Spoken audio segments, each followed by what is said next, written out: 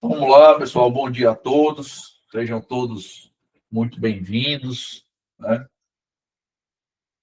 Hoje a gente vai ter o último encontro de 2025 do Clube do Livro aí para quem está assistindo ao vivo e a gente vai falar sobre uma obra, um livro que assim nos últimos anos eu achei ele não apenas um dos melhores livros que eu li, por isso que eu achei legal ele ser incluído, ter sido votado e ter entrado nesse ano, como achei ele um dos livros mais difíceis de colocar em prática, assim, porque, como a gente vai conversar hoje, talvez vocês que leram o livro aí tenham percebido, né? Ele tem um problema que ele é um desafio que ele é talvez mais sutil assim de resolver. Então, por exemplo, quando a gente falou aqui sobre hábitos atômicos, né? Quem está em casa já tem a gravação, a gente conversou sobre o fato de que o hábitos atômicos, você tem um roteirozinho, né? O Nilton aqui participou comigo desse encontro, tá vendo a gente aqui ao vivo, coordenou esse encontro comigo. A gente tem um roteirozinho que você segue, você consegue controlar aquilo ali bem direitinho. Quando a gente vem para o ego é seu inimigo, a coisa fica um pouco mais sutil e vez por outra você se pega fazendo exatamente o que o livro fala que você não deve fazer e tal. Então, eu acabei tentando organizar isso aqui de uma maneira bem estruturada para ver se eu consigo passar para vocês aqui os principais insights e a gente consegue fazer uma discussão que seja produtiva, como sempre, né? Não ligando apenas com outras obras, mas também ligando com a prática, tá? Então, esse é o nosso livro de hoje, né? O Ego é Seu Inimigo, e a gente vai comentar um pouquinho aqui sobre ele, como a gente tem feito nos outros encontros. Primeiro, falar sobre o Ryan Holiday, né? Ele é um cara muito bem jovem assim. O Ryan não tem nem 40 anos ainda.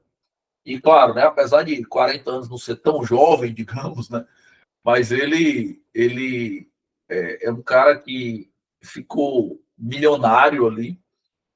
Vou falar um pouco mais sobre isso, né? Quando tinha ali a casa dos 20 anos, e é um escritor lido mundialmente desde os 25, né?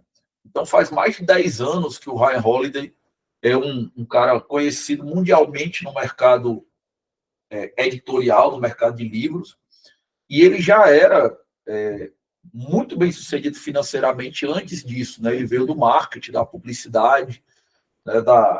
Ele, na verdade, assim, a formação dele é em ciência política, escrita criativa, né? Mas ele fez dinheiro mesmo, foi no marketing, na publicidade, principalmente quando explodiu a questão das redes sociais, da internet. Ele estava ali, ele era o cara certo, no momento certo, sobre capitalizar isso aí. E o livro, né? O Ego é Seu Inimigo, é esse livrinho que está aqui atrás de mim, né? Esse livrinho que está aqui atrás de mim, é um livro que foi publicado em 2017. Ele trata de como o ego, né, prejudica a nossa busca por resultados significativos. E eu acho esse livro assim, fundamental para todo mundo. Né? Quando eu vi esse livro pela primeira vez, né, eu comprei por indicação de um amigo, né? Talvez eu não tivesse nem comprado assim, porque eu ia ser preconceituoso, no sentido de ver o livro e pensar assim, que se eu não for uma pessoa extremamente egocêntrica, então esse livro não é para mim. Se eu não for uma pessoa extremamente narcisista, então isso não é problema, né? Mas ainda bem que eu peguei a dica com esse meu amigo e comprei esse livro, porque o livro é muito bom e, a meu ver, vale para todas as pessoas, todo mundo enfrenta esse tipo de problema. Como a Célia comentou, colocou aí nos comentários, é um problema que você não apenas tem que lidar com ele o tempo todo, como talvez tenha que lidar para sempre, né? Acredito que sim, acredito que não é um problema que pode ser resolvido 100% pelo resto da vida, mas como eu vou tentar explicar hoje, é possível a gente ter uma postura produtiva e construtiva em relação a isso, né? Então, esse é o nosso livro de hoje, o último livro do ciclo 2025. O ego é seu inimigo. E já coloquei até aqui do lado, né, um spoiler aqui para quem está vendo ao vivo, né? Quem vai ver gravado já vai assistir sabendo, né? Mas para vocês que estão assistindo ao vivo, na segunda-feira, portanto, depois de amanhã, a gente vai divulgar o cronograma e as obras do próximo ciclo do Clube do Livro, né? Já vamos informar isso lá no grupo. Eu estou dando um spoiler logo. No primeiro livro do ano vai ser esse livrinho que está bem aqui, ó, O Óbvio que Ignoramos, de um brasileiro chamado Jacob Petri, né? Que é um livro que eu li há alguns meses e achei fantástico, assim, como ele organizou muitas ideias de outros livros dentro de uma estrutura que tem começo, meio e fim, faz muito sentido. Então, vai ser um livro muito, muito legal de a gente começar o ciclo 2026, para ser um livro lido logo no começo do ano. Vem muita coisa boa por aí, mas quem está assistindo ao vivo, espera aí que segunda-feira a gente vai divulgar o cronograma completo, inclusive com convidados, né? E para se você estiver vendo gravado, pode ir atrás lá no grupo ou no site, que com certeza já vai estar disponível o cronograma e a assinatura para a sequência, né? Mas vamos lá para o nosso livro de hoje e para a nossa conversa de hoje. Bom, o Ryan Holiday, eu vou contar um pouquinho da história dele para poder contextualizar de onde veio esse livro, de onde veio toda essa conversa aqui desse livro, né? Como eu falei para vocês, ele é um cara que ficou rico muito, muito novo. Quando ele estava ali na faculdade ainda, tinha 19 anos de idade, ele largou a faculdade de ciência política, né? Ele estudava escrita criativa e tal também, e largou a faculdade para poder ir trabalhar e explodiu no mercado do marketing digital, sendo o marqueteiro de uma marca de roupa chamada American Apparel. Tá? De uma maneira muito simples, ele descobriu um hack, né? Ele meio que inventou um hack para você conseguir ficar provocando a mídia para estar o tempo todo falando da marca que ele gerenciava. E daí, claro, ele veio gerenciar artistas, banda de rock, outras empresas, várias coisas, né? Mas isso foi um movimento que ele fez que teve um bônus muito grande, que foi o fato de que ele ficou rico com isso, rapidamente, com 20 e poucos anos de idade, mas teve um custo emocional muito grande, que foi o de ele ver como que ele estava fazendo, apesar de dar dinheiro, não tinha muita ética, né? Não tinha valores, né, corretos ali, sustentáveis. E aí ele teve uma inflexão na vida, que ele simplesmente, aos 25 anos, disse, olha, eu vou desistir disso aqui e vou divulgar num livro tudo que eu fiz e como a mídia de hoje da era digital é tão manipulável. E aí ele publicou esse livro, que está bem aí, ó, chamado Acredite, Estou Mentindo. Se você nunca leu esse livro, ele é um livro de 2012, né? Se você nunca leu esse livro, você tem que ler esse livro, entendeu? Você não vai viver do mesmo jeito na era digital, nessa era de internet, se você não entender isso aí. Esse livro dele mostra exatamente por que tem fake news, por que as notícias são escandalosas, por que o espetacular, a espetacularidade, né, funciona. É um livro muito legal, simples de ler, super fácil, ele conta muitos casos reais, né? E você muda a sua visão sobre como você olha para as redes sociais e para a internet em geral, inclusive notícias, né? Esse foi um dos livros que fez com que eu parasse de ler notícias há muitos anos, né? Foi uma combinação de Blink, do Michael Gladwell, esse livro aí do Ryan Holiday e Nassim Taleb. E aí eu cortei, assim, sei lá, em 80%, 85% o fluxo de informação que eu consumia. Leiam esse livro, que ele vale muito a pena.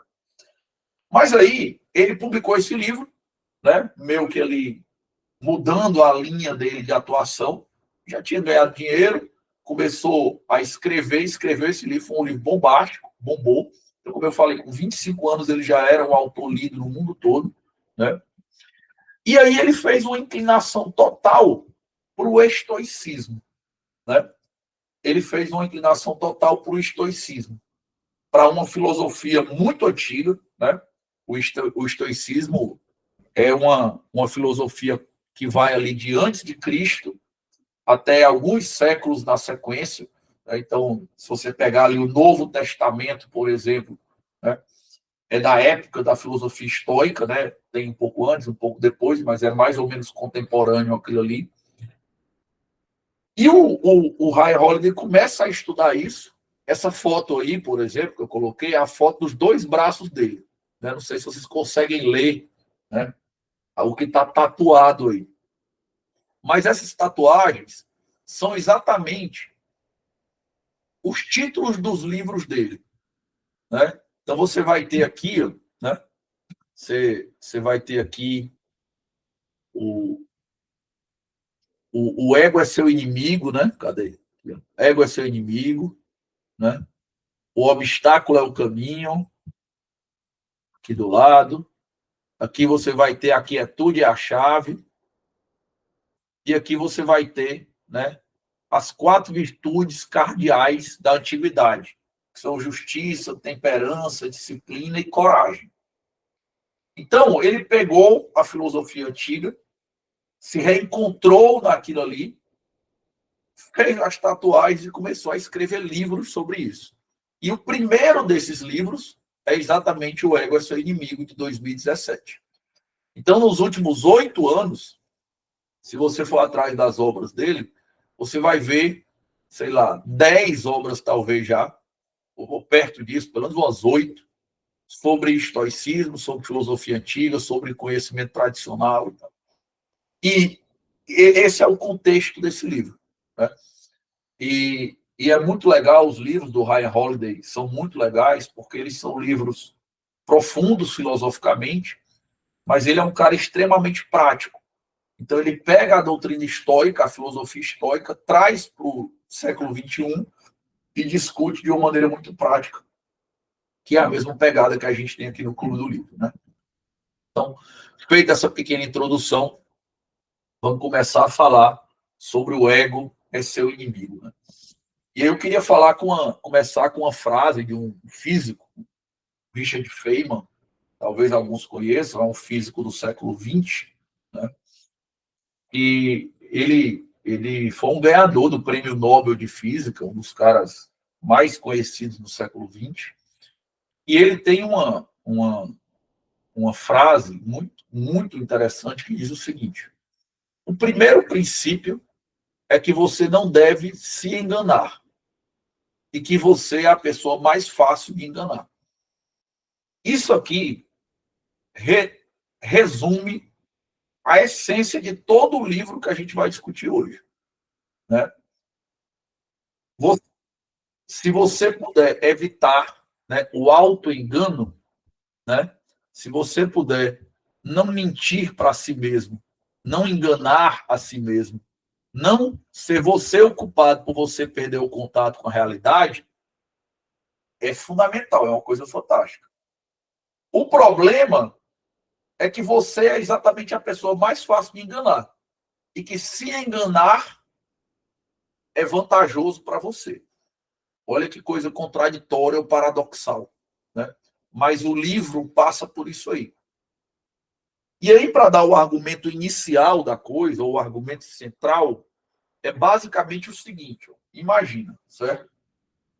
Todos nós que estamos aqui, ao vivo, você que está assistindo a gente em casa depois, todo mundo que a gente conhece, gosta de situações confortáveis e não gosta do que é desconfortável, por definição.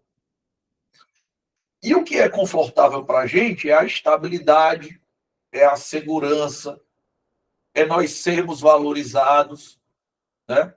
É todo mundo gostar da gente, é nós termos autoestima, é a nossa vida dar tudo certo, nós sermos pessoas bem-sucedidas. Isso é o melhor, lógico. Todo mundo procura a mesma coisa. Mas a vida, ela não é assim. Né? Quando você vai para o mundo real, que todos nós vivemos, a vida não é desse jeito, ela não é um conto de fadas. A vida, ela é totalmente imperfeita, em grande parte inexata e boa parte das vezes imprevisível. E nós não gostamos disso. Então, o ego, ele entra como um momento de conforto. Quando o Ryan Holiday diz, né, que o ego é teu inimigo, e esse é o argumento central do livro, e a gente vai começar por ele, o Ryan Holiday está dizendo o seguinte, cara, que se o ego puder, ele mente para você a respeito do mundo.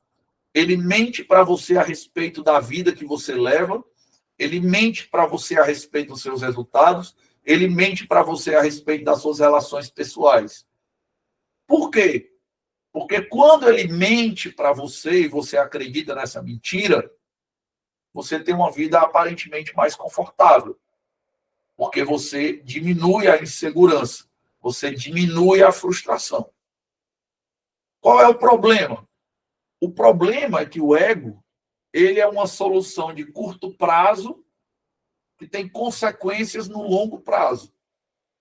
Porque nós nunca vamos aperfeiçoar nossas relações se nós acharmos que elas são perfeitas. Nós nunca vamos buscar mais sucesso e mais realização se nós acharmos que nós já estamos no topo do mundo. Nós nunca vamos aumentar nossa espiritualidade sem a gente achar que ela já está 100%. E por aí vai. Então, o ego, ele tem uma coisa paradoxal.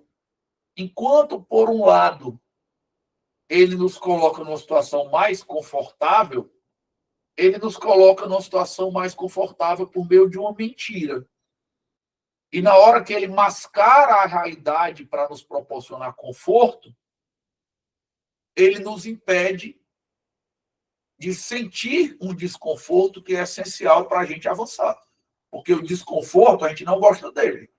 Mas ele é o sintoma de que algo precisa ser mudado. Ele é o sintoma de que nós precisamos evoluir. É a mesma coisa que acontece com o nosso corpo. Você gosta de sentir fome? Não. Mas é sentir fome que te dá um sinal que você reconhece que algo precisa ser feito, no caso, comer. Você gosta de se sentir exaurido fisicamente? Não. Mas é quando você está ali na beira do burnout e você recebe um sinal que diz, cara, para. E você vai lá, se você for sábio, para. Então, essas situações, elas são importantes. Se você vive tomando, por exemplo, um monte de suplemento e mascarando os sintomas do seu corpo, você vai estourar lá na frente. Entendeu? Então, por que que... Vou entrar numa área nada a ver com nada do livro, né? Mas sabedoria mundana e senso comum aí para a vida de vocês. Por que que hoje a gente vê tanta gente jovem que de repente estoura? Aquela pessoa estoura e tem um problema gravíssimo de saúde relativamente jovem, porque ela vem há anos mascarando os sintomas que o corpo deveria dar para ela. Mas ela mascara aquele sintoma artificialmente. Então, como ela não recebe o sintoma, ela não reage. Como ela não reage, ela deixa chegar no nível que aí quando estoura, quando a medicação, quando o suplemento não consegue mais mascarar, você está num ponto que não tem mais jeito. É a mesma coisa que acontece em relação ao ego. O ego, ele mascara as coisas negativas da nossa vida, ele mascara as coisas que nos dão desconforto, conta pra gente uma história irreal sobre a vida que a gente leva, e isso nos deixa mais tranquilos, beleza? Mas isso tem um efeito de longo prazo muito prejudicial para os nossos resultados. Porque se você não sente desconforto, você não sabe nem que tem que reagir, nem onde deve reagir. Por isso que o ego é o seu maior inimigo. E aí, só para vocês entenderem, né? O Ryan Holiday, caso alguém não tenha lido o livro todo, ele divide o livro em 3 pedaços. Ele vai falar sobre o, como o sucesso, como o ego provoca teu fracasso, mas se você superou isso aí, conseguiu ter sucesso, como o ego prejudica teus sonhos e como o ego prejudica o teu sucesso. Então é uma coisa em 3 passos. Primeiro, todo mundo que está me assistindo aqui, seja ao vivo ou em casa depois, tem sonhos na cabeça, né? Planos. Eu também tenho. O ego atrapalha que você realize esses sonhos. É o primeiro ponto que a gente vai ver aqui. Madre, eu já consegui realizar os meus sonhos. Em várias coisas eu já tenho sucesso. O ego te dificulta que você lide adequadamente com esse sucesso. E 3, quando eventualmente a gente fracassa, e todo mundo fracassa eventualmente na vida, o ego faz com que a gente não saiba superar esses fracassos. Então, se você quer realizar os seus sonhos, se você quer lidar bem com os sucessos que você conquista, e se você quer saber superar os inevitáveis fracassos que vão aparecer na sua jornada, domesticar o seu ego é um passo fundamental. E é sobre isso que a gente vai falar hoje, em detalhes aqui, tá certo? Alguém quer perguntar uma coisa por enquanto, pessoal? Ou tá tranquilo aqui? Tudo bem por enquanto? Se quiserem falar qualquer coisa, podem levantar a mão, tá certo? Que a gente vai colocando aqui, ou podem colocar no chat, que eu vou dando uma olhada e a gente vai trocando uma ideia.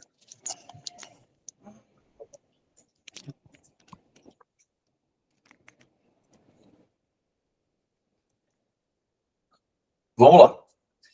A parte 1 do livro, né, que ele chama de aspiração, eu chamei aqui de como morrem os sonhos, né? Todo mundo, todos nós temos sonhos, né? Tem uma frase famosa, né, um clichê que diz que se você parou de sonhar, então você já morreu, né? Todo mundo que está vivo tem sonhos, tem realizações que trabalha, tem aspirações, isso é normal e extremamente saudável, né? Aí eu trouxe uma frase do Winston Churchill, né? Ex-primeiro-ministro inglês, ministro da Segunda Guerra Mundial, ganhador do Prêmio Nobel de Literatura, que diz o seguinte, né? Fatos são melhores do que sonhos. E aí é que está a grande pegada. Todo mundo tem sonhos. Todo mundo tem sonhos. Mas quantas e quantas pessoas que a gente não conhece, como a gente conhece, nunca realizam os sonhos delas? Eu diria que a maioria, né? Eu diria que a maioria. Mesmo nós, que provavelmente já realizamos muitos sonhos, também não realizamos vários deles, né?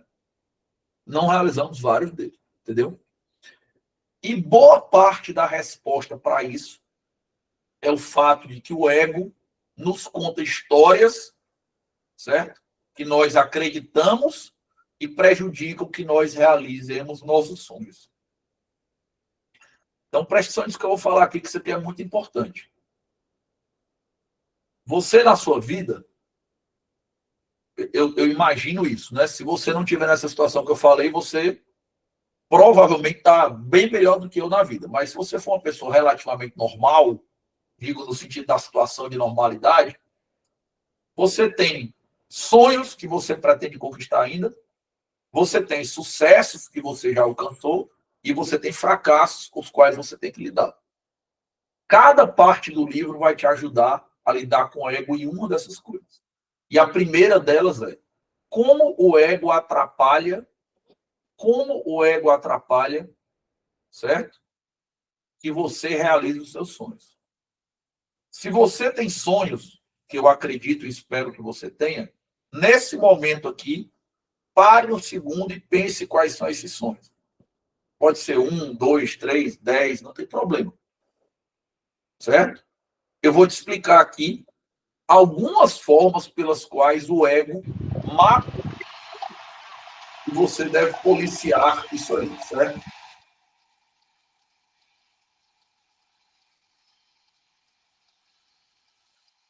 Certo? Então você tem que fazer isso aí, tem que ficar ligado isso aí, tá? Vamos lá.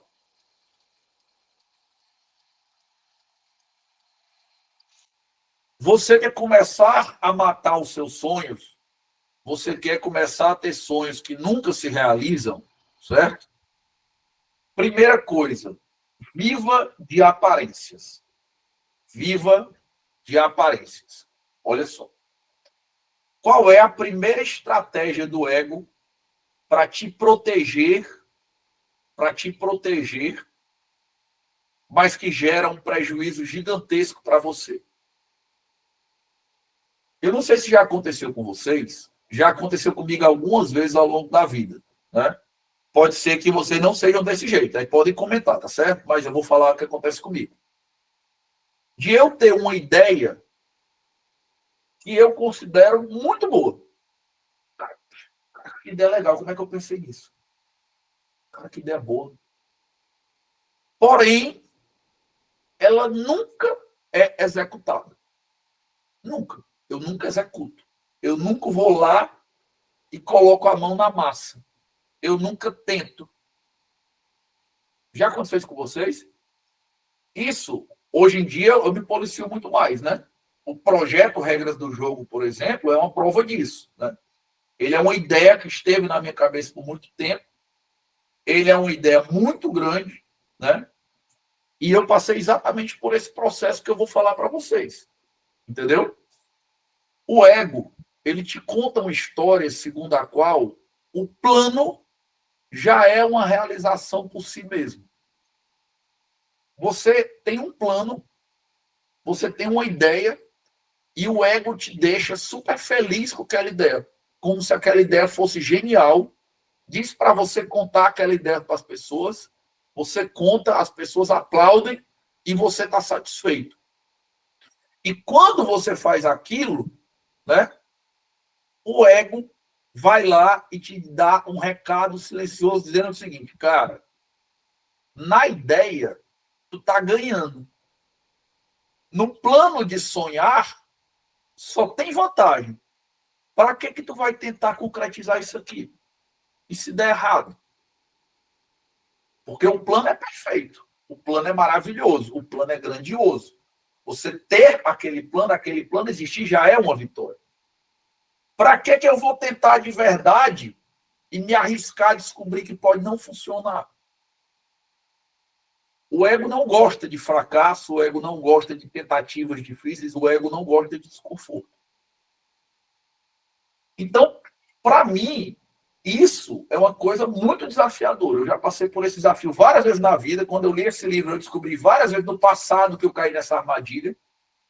Felizmente, eu já tinha lido esse livro quando eu concebi o projeto, mas mesmo assim foi desafiador. Esse projeto aqui na minha cabeça, né, ele era um PDF de 50 páginas. Cara. Redondo, lindo.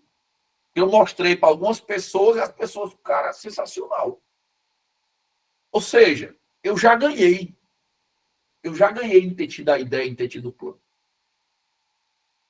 E eu tive que lidar com isso, com essa tentação, com essa história que o ego me contava de que o simples plano, o simples sonho já era uma vitória. E não foi fácil. Dizer, não, não é. Eu preciso executar isso aqui. O plano, ele não vale nada. Claro, o plano é o começo do negócio, né? Mas o plano em si, ele não pode ser a conquista. Essa história ela é mentirosa. Essa história de que eu venci por ter um sonho bonito não é verdadeira. Eu preciso executar esse sonho para que isso sim seja uma conquista concreta. Então, a tentação do ego é que você fique fora da ação concreta e concentrada no alarde. Imagina que isso aqui sempre foi um problema humano. Isso era um problema discutido pelos estoicos há 2.500 anos. Agora, imagina isso na era das redes sociais. Que você pode pegar coisas aparentes, divulgar e receber curtida, foto, like, autoridade, comentário. Mas mão na massa mesmo, a pessoa nunca coloca. Resultado concreto, nunca. Uma vida impactada, nada. Então, esse é o primeiro desafio gigantesco que vocês têm. Você quer matar os seus sonhos? Confunda o sonho com a conquista. Viva de aparências. Ache que falar daquele plano já é uma vitória. Ache que contar aquele plano para as pessoas já é ganhar. Ache que a mera ideia de um plano existir significa que você já conquistou algo. Não. Sonhar é fundamental. Sonhar é importante. Planejar é fundamental, né? Tá aqui o Newton aí ao vivo, que trabalha também com planejamento estratégico, né? E, de certa maneira, um planejamento estratégico nada mais é do que estruturar sonhos, e é fundamental. Mas o planejamento estratégico bonito, ele não significa conquista de verdade nenhuma. Ele é só o primeiro passo. Você tem que ir lá e colocar a mão na massa. Então, tenham cuidado com isso. Esses sonhos que vocês pensaram na cabeça de vocês agora, quando eu pedi, esse sonho que você está lembrando aí agora, nesse momento que a gente está falando, você pode ter certeza que o ego vai te dar essa tentação. O sonho em si, ele já é suficiente. Não arrisca.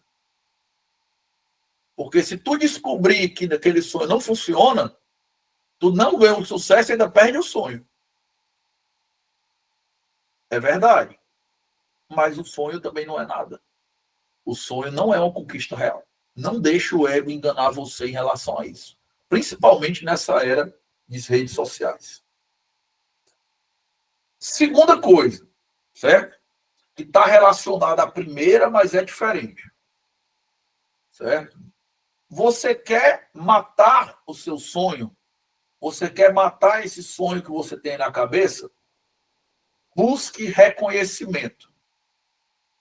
Pense que o reconhecimento é o objetivo em si mesmo. Isso aqui, cara, é um erro muito, muito, muito, muito comum. Eu vou dar um exemplo para vocês. Meus exemplos, né? Eu já tive algumas coisas na vida que eu sonhei e consegui realizar, né? Ou pelo menos comecei a realizar. E aí sempre vai existir essa tentação de confundir o reconhecimento com o objetivo. Quando você começa algo, né? Seja na minha carreira acadêmica, ou na minha carreira jurídica, ou agora no projeto Regra do Jogo, eu tenho um objetivo. Esse objetivo ele não vai ser reconhecido, né? Quando eu começo o projeto Regras do Jogo, ele tem uma missão. Qual é essa missão? Compartilhar conhecimento de qualidade que impacte a vida das pessoas. Então, eu começo com foco nesse alvo. E eu vou fazendo. Fazendo. Mas esse objetivo, ele tem um problema, que ele é meio que infinito, né? Se eu passar 50 anos fazendo isso, não vai se acabar o tanto de conhecimento para compartilhar e o tanto de pessoas para ser atingidas. Então, o ego, em algum momento, vai te dizer assim, ó, cara, investe energia em ser reconhecido, porque ser reconhecido é uma coisa que te valida. Ser reconhecido é uma coisa que tem estabilidade. É uma coisa que carimba e fica. Diferente do objetivo, que ele não esgota. Você coloca energia, ele não esgota.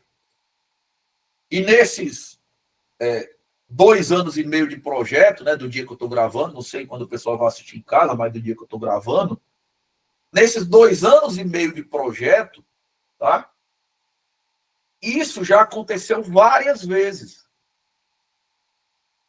E existe a tentação de você apostar no reconhecimento em vez de apostar no fazer. É muito importante, se você tiver um sonho, e todo mundo tem, que você concentre no fazer. Isso não quer dizer que você não vai divulgar, isso não quer dizer que, eventualmente, se alguém te der um reconhecimento merecido, você não vai receber. Isso faz parte do jogo, faz parte do processo. Mas a sua energia, a sua atenção, E a sua emoção não pode estar voltada para isso. Entendeu? Eu não vou pagar para alguém, né, me dar um selo de reconhecimento, em vez de eu pagar para aumentar o impacto que eu tenho na vida das pessoas ou para impactar mais gente, com a profundidade que eu impacto. Não. A gente está aqui no final do ano, né, nesse dia que eu estou gravando, e vamos fazer um planejamento estratégico. E o planejamento estratégico, ele é voltado para isso. Como a gente vai impactar mais vidas de maneira mais profunda. Fazer. Claro, se você for bem sucedido em fazer, o reconhecimento ele virá como efeito colateral. Tudo bem. Mas o que o teu ego vai te dizer é para tu parar de fazer e colocar energia no reconhecimento. Porque aí é muito mais fácil para mim, muito mais estável e alegra o meu ego ficar buscando reconhecimento em vez de ficar colocando energia em fazer. Até porque fazer novos projetos, chegar em novas pessoas, desafia o teu ego o tempo todo novamente. Ele fica sendo desafiado como naquele primeiro dia quando você começou a tentar qualquer sonho. Então não importa se o teu sonho é correr uma maratona, é fazer um doutorado, fazer um mestrado, doutorado, pós-doutorado, é abrir um escritório, um consultório, é turbinar a tua empresa, não importa. Existem coisas para ser feitas e toda vez que você coloca energia em reconhecimento, você está colocando energia na distração. E você está perdendo energia que você poderia estar usando rumo a seu objetivo. Então, se você quiser matar o seu sonho, ou pelo menos desacelerar muito o seu processo, pare de focar em fazer e comece a buscar reconhecimento. Trate o reconhecimento como um fim em si mesmo. Você vai ter um efeito negativo naquilo ali, com certeza. Deixa eu só ver o que o Nilton colocou aqui no chat. Que nem quando ele fala da aspiração, sonhos, início da carreira dele. As pessoas acham que já sabem o suficiente, ou que somos especiais e aconselham. Seja um aprendiz, não um mestre prematuro. O ego faz a pessoa parar de aprender e buscar apenas parecer talentoso. Deixa eu ver se é o próximo passo aqui, né? Pronto. Já vou usar isso aqui para ir para a terceira dica, né? Que é a terceira dica aqui, depois eu vou para outro comentário aí.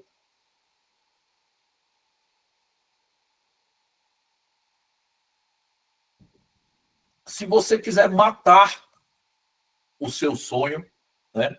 Se você quiser matar os seus sonhos, adote uma postura de orgulho intelectual, entendeu? Adote uma postura de orgulho intelectual. O ego, ele quer te contar uma história segundo a qual você já sabe o suficiente, seja sobre o que for, certo? O ego quer te contar uma história segundo a qual você já sabe o suficiente, seja sobre o que for. Ele quer te dizer que você já está pronto, que finalmente chegou o momento em que você não precisa mais aprender e que agora está na hora de você usufruir, né? E curtir, não precisa mais aprender nada. Isso aí, cara, é um perigo muito grande. Eu acho que todo mundo, principalmente quem faz parte de um clube do livro, né? Todo mundo sabe que o nosso processo de aprendizagem ele é infinito, né? Infinito. Eu sou um cara que estou num processo, né? Nesse dia que eu estou gravando aqui, eu estou aqui há poucas semanas ou poucos meses de chegar nos 700 livros lidos. Mas, assim, enquanto, por um lado, os 700 livros é muito, se você comparar com a quantidade de livros que existe, mesmo de bons livros, é nada, entendeu? Então, a possibilidade de você esgotar uma parcela significativa do conhecimento é inexistente, ela é zero. Essa discussão nem existe, entendeu? Mas, mesmo assim, É muito, muito, muito impressionante como as pessoas acreditam nisso, né? Eu não sei se vocês percebem isso ao redor de vocês. Como eu trabalho com um projeto que ele é voltado para compartilhar conhecimento, o orgulho intelectual, ele é muito presente no meu dia a dia, entendeu? Quando eu falo, por exemplo, sobre o Clube do Livro, é muito comum ver as pessoas olharem assim com algum desprezo do tipo, não preciso disso, entendeu? E assim, muitas vezes as pessoas que mais precisam daquilo, entendeu? Claro, eu não sou palmatória do mundo, eu não sou vendedor de coisas e nem tento convencer as pessoas a fazer Clube do Livro se elas não quiserem. Nem mentoria, nem curso, nada. Mas é muito interessante como as pessoas não entram nas coisas, às vezes, quando elas mais precisam, entendeu? É aquela pessoa mais desorganizada financeiramente que não quer fazer uma mentoria financeira, é aquela pessoa que mais precisa de planejamento, que não quer fazer uma mentoria para planejar a vida dela, é aquela pessoa que mais precisa da leitura, que acha que não precisa do Clube do Livro. E isso que eu vejo na minha realidade, vocês devem ver ao redor de vocês também, adaptando para a realidade de vocês, né? Isso é o ego. Não estou dizendo que a pessoa é egocêntrica. Todos nós temos esse ego dentro da gente fazendo esse trabalhinho aqui no nosso ouvido. Dizendo, cara, tu não precisa disso. Porque, olha, quem é que quer se colocar numa posição em que todo dia você é confrontado com o que você não sabe, com o que você precisa aprender, com alguma habilidade que você não tem, com o fato de que qualquer dimensão da tua vida pode melhorar? Ora, isso é desconfortável. O ego não quer isso. O ego quer que você acredite que você já tem conhecimento e que a sua vida já está no ponto perfeito. Qual é o problema? O problema é que se você acredita nessa história, como eu falei, ela é uma história confortável no curto prazo, mas ela gera efeitos extremamente deletérios no longo prazo. Porque quem já sabe não vai atrás de aprender. Não é assim que funciona? Pelo menos na minha vida é assim. Então, por exemplo, eu passei num concurso, dentre os concursos que eu gostaria de passar, quando eu tinha 24 anos. E eu nunca mais, na vida, fiz um concurso de novo. Já passei no concurso para vou atrás de novo. Nunca mais, entendeu? Se eu estou casado, eu não vou casar de novo, né? Se você chegou na sua independência financeira, você não vai chegar de novo. Se você concluiu sua formação acadêmica, você não vai concluir de novo. E o ego te conta essa história sobre coisas onde isso não é verdade. Então você para de aprender, você para de estudar, você para de melhorar a sua capacidade de comunicação, você para de se planejar. E aí, de repente, você vê ao seu lado pessoas te ultrapassando.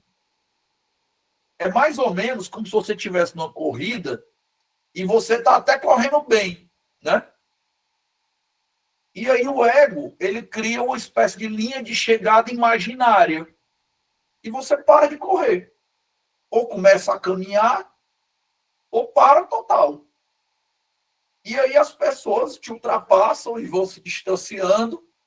E quando você se dá conta, você ficou para trás. E muitas vezes você não sabe nem o que aconteceu ali. Né? Você vai ver pessoas em linhas de chegada ou em pontos diferentes que você nem alcança. Mas aquilo aconteceu porque o teu ego te convenceu que você já tinha cruzado uma linha de chegada que era fictícia, que era imaginária. Certo? Então, claro, existem coisas na vida com as quais nós temos que nos contentar, isso é muito importante. Mas existem coisas na vida que nós precisamos continuar sonhando e melhorando e evoluindo. E se você adota o orgulho intelectual e para de aprender, você pode ter certeza de que isso vai atrasar o seu processo de desenvolvimento, vai atrasar a sua evolução e talvez matar literalmente os seus sonhos. Certo? Deixa eu ver aqui o que o Milton colocou aqui. O Ortega y Gasset tem uma frase interessante sobre isso. A diferença entre o querer ser e o achar, que já se é, vai a diferença entre o sublime e o ridículo. De certa maneira, né? Porque muitas vezes as pessoas acreditam que já tem coisas que não tem. E aí, aqui, tem uma coisa importante para pontuar nisso aqui, que é o seguinte. Isso não quer dizer que todo mundo tem que querer o mesmo tanto de dinheiro, ou o mesmo tanto de sucesso, ou o mesmo tanto de estética. Não estou falando isso, não. É totalmente razoável, né, que você queira ganhar um valor X e viver uma vida simples, enquanto outra pessoa quer ganhar muito mais para poder viver uma vida luxuosa. Não tem nenhum problema nisso, não. A questão é você ser iludido que você já chegou onde você chegaria, onde você queria chegar, quando na verdade você não chegou. É disso que o Newton está falando aí com essa frase do Ortega y Gasset. Né? Quando você chega de verdade num ponto, mas o seu ponto é diferente do meu, não tem nenhum problema. Né? Se você chega de verdade num ponto, mas o seu ponto é diferente do meu, isso é um pluralismo legítimo. Isso aí está dentro da diversidade da sociedade, não tem nenhum problema, não. Entendeu? A questão é você não ser iludido, né, pelo seu ego. Próximo ponto, né? Próximo ponto. Se distraia com as críticas. Quarto ponto para você matar os seus sonhos. Você tem um sonho, né? E aí você vai lá e se distrai com as críticas que vão fazer, você vai receber. E aí, assim, eu não sei se vocês, né, têm o privilégio de não receber críticas. Realmente pode ser, né? O mundo é muito complexo e eu não apreendo a realidade como um todo. Mas na minha vida, não é assim que funciona, pelo menos, entendeu? Esse negócio que ele fala no livro, cara, é 100% na minha vida. Quando eu comecei o projeto Regras do Jogo, que quem está assistindo aqui acompanha, então vai entender bem o exemplo, né? Eu recebi várias críticas do tipo, cara, como é que tu, que é do direito, vai se meter numa coisa que não é jurídica? Para que tu vai se meter nisso aí? Não se mete no que tu não sabe fazer. Faz o que tu sabe fazer e não vai se meter nisso. Ou, certo? Ou, não adianta você querer falar sobre tudo. Quando você pega todo mundo na internet, está todo mundo falando sobre um assunto só. Não adianta criar um projeto que ele é multidimensional. Vai ser um fracasso. Entre várias outras coisas. Né? Eu já tenho, né, 2 empregos, né? Sou procurador federal, professor universitário. Né? E aí, quando eu falava que eu estava sobrecarregado, trabalhando às vezes 60, 65 horas por semana para viver o meu sonho, eu ouvi pessoas próximas dizer assim, aí é culpa sua que foi procurar sarna para se coçar, por exemplo. Então, vejam, né? As críticas, elas vão acontecer, elas vão vir, certo? As críticas vão vir, elas vão acontecer. E você tem que entender o que é uma crítica construtiva e o que é ruído, certo? E aí, preste atenção nisso que eu vou falar aqui, para não parecer que então você não pode aceitar crítica de ninguém. Uma crítica que ela te ajuda a pavimentar o teu sonho, uma crítica que ela torna o teu sonho mais viável, uma crítica que te dá rumo para o teu sonho, ela é uma crítica construtiva. Você tem que ser aberto a essa crítica. Essa crítica, se você tiver humildade para reconhecer isso, você vai acelerar o seu processo. Agora, críticas que dizem não faz, não tenta, vai ser um fracasso, não se arrisca, tu está procurando problema, essas são críticas destrutivas. Elas vão acontecer. Assim como elas aconteceram comigo, estou falando do projeto, mas já aconteceram em várias outras coisas, elas vão acontecer com vocês também. E se vocês querem viver o sonho de vocês, vocês precisam domesticar, dominar o ego de vocês nesse ponto. Porque o que o ego vai dizer para você é o seguinte: cara, tu tá bem quietinho aí. Ninguém tá te criticando. Para que tu vai se meter nesse sonho e receber essa crítica? Né? Porque, vamos voltar para o meu exemplo, né? Eu estava lá com minha carreira de procurador federal estabilizada. Minha carreira de professor universitário estabilizada. Para que eu vou inventar outra coisa e ficar recebendo crítica? Vocês acham que o meu ego gosta de crítica? Não gosta. O que o ego vai dizer para mim é: não tenta. Não se mete num negócio que vai te gerar crítica que tu não precisa. Esse sonho para ti, ele vai ter um custo que o ego não quer pagar. Mas esse custo tem que ser pago se você quiser alcançar o seu sonho. Então, se você quer viver o seu sonho, você precisa estar disposto a encarar essas críticas destrutivas, entender que elas são ruídos e passar por cima delas e dizer para o seu ego: não, nós vamos ter que conviver com a crítica. Eu sei, ego, que a crítica é ruim para você. Eu sei que você preferia que eu nunca tentasse, mas o único jeito de eu viver o sonho é tentar. E se eu tentar, algumas pessoas vão falar mal, algumas pessoas vão criticar, e eu tenho que estar preparado para isso. Certo? E esse aqui é o pacote de como você mata o seu sonho. Então, se você quiser matar o seu sonho, tá aqui, ó. Primeiro, viva de aparências, acreditando na mentira do ego de que o mero plano já é uma super conquista. 2, em vez de focar em fazer as coisas acontecerem, fique gastando energia e buscar reconhecimento. 3, adote o orgulho intelectual e pare de aprender. E 4, se distraia com as críticas destrutivas. Se você fizer isso, você pode ter certeza que o ego vai matar esse sonho que você está segurando aí dentro da sua cabeça. Evite esses erros e você vai conseguir lidar com o ego de uma maneira saudável e ele não vai conseguir prejudicar os seus sonhos. Agora vamos para o segundo ponto, né? Da mesma maneira que você tem que lidar com sonhos, né? Que você tem sonhos na sua cabeça que você quer realizar, você tem sonhos que também já foram, né, realizados. Todo mundo tem sonhos que já foram realizados. Você vive sonhos que você já sonhou há muito tempo. Boa parte da nossa vida hoje são coisas que nós sonhamos durante muito tempo, né?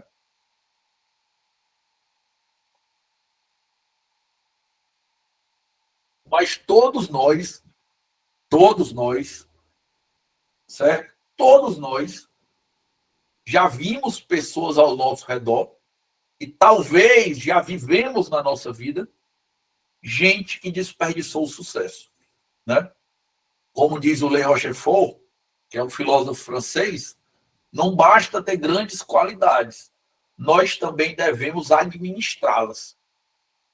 Então, a gente vai lidar com o ego para conquistar, para não matar os sonhos, como a gente viu na parte 1. Mas quando a gente chega no topo da montanha, como está aí na imagem, o ego continua sendo nosso inimigo, né? O ego continua sendo nosso inimigo. E as pessoas que não conseguem domesticar o seu ego, elas têm dois caminhos.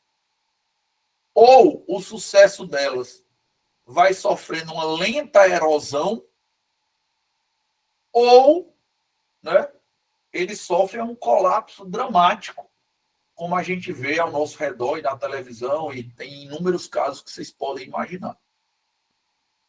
Então, agora, em vez dos sonhos, eu queria que vocês pensassem nas coisas que vocês já alcançaram sucesso. Certamente, vocês já foram bem-sucedidos em algumas coisas, estão no topo da montanha, sendo bem-sucedidos agora em alguns pontos. E a gente vai tentar responder aqui com algumas dicas como sustentar esse sucesso, como lidar com o ego para sustentar esse sucesso. Então, se você quer manter o sucesso que você já conquistou, se você não quer que esse sucesso vá sofrer uma erosão progressiva, ou sofra um colapso dramático, fica ligado nessas 3 dicas aqui. Primeira de todas, certo? Não se deslumbre. Isso é a coisa talvez mais desafiadora que existe, né? É muito comum as pessoas que alcançam o sucesso começarem a se sentir especiais, certo? Muito comum, muito comum. A gente vê muito isso com gente famosa, né? Jogador de futebol, gente da música, etc. Mas isso acontece ao nosso redor, se você olhar com calma, e acontece com a gente também, se você não se policiar. Toda vez que você alcança um sucesso, certo? Toda vez que você está numa posição de destaque ou de sucesso, o teu ego, ele sussurra uma coisa no teu ouvido. Você é especial. A partir de agora, as regras não se aplicam mais para você. Você é especial, as regras não se aplicam mais para você. Então, você quer acabar com o sucesso em alguma coisa que você já conquistou, basta você acreditar nisso que o teu ego te conta. E aquele sucesso te torna uma pessoa especial e que, por isso, as regras não são mais aplicáveis a ti. Por quê? Porque quando você fica intoxicado por essa conversa do ego e perde a sobriedade, o efeito imediato disso é você se afastar dos valores e princípios que te levaram a ter aquele sucesso. E aí, por exemplo, você conquistou aquele sucesso foi por causa de uma extrema humildade, ou por causa de uma disciplina brutal, ou porque você cultivou relacionamentos de maneira muito estratégicas. Na hora que você acredita que você é especial e que as regras não se aplicam mais para ti, você se afasta daqueles valores. Quais foram os valores que te levaram para ali? Disciplina, honestidade, excelência, lealdade, humildade. Não sei, depende de cada caso como é que você chegou ali. Mas a tendência depois que você alcança o sucesso é você se afastar desses valores. A partir do momento que você acredita que você é especial e que as regras não se aplicam mais a você, então você não precisa mais seguir aqueles mesmos valores e princípios e o seu sucesso começa a entrar em erosão. Você começa a erodir o sucesso que você conseguiu.